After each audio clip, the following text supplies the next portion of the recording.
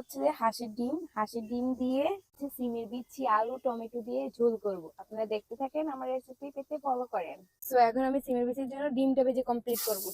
ডিমটা ভেজে তারপর হচ্ছে যে আমি সিমের বিচির তরকারিটা বসাবো। তো আপনারা সবাই দেখতে থাকেন। তো এখন পেঁয়াজ কুচি দিয়ে দিলাম, মরিচ কুচি দিয়ে দিলাম। এটা একটু হালকা কালার করে নিব। তো এখন আমি 1 চামচ লবণ দিয়ে দিলাম। এখন 2 টেবিল চামচ আদা রসুন বাটা দিয়ে দিলাম। দিয়ে এটারে নাড়াচাড়া করে কষাবো। 1 চামচ হলুদের গুঁড়া দিয়ে দিলাম। একটু পানি দিয়ে কষাবো।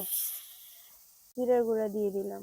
মশলা কষানো কমপ্লিট হলে আমি সিম, আলু, টমেটো দিয়ে দিব, মানে সিমের বিচিগুলো দিয়ে দিব।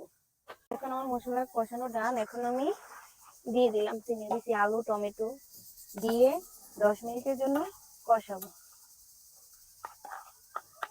10 মিনিটের জন্য ঢাকনা দিব।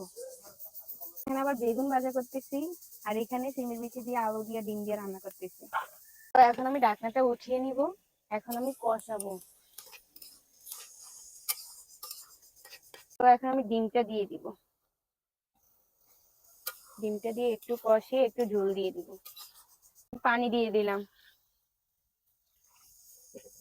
তো 5 মিনিটের জন্য কুক করবো। এখন ঢাকনাটা দিয়ে দিলাম। তো এখন আমি ধনিয়া পাতা দিয়ে দিব।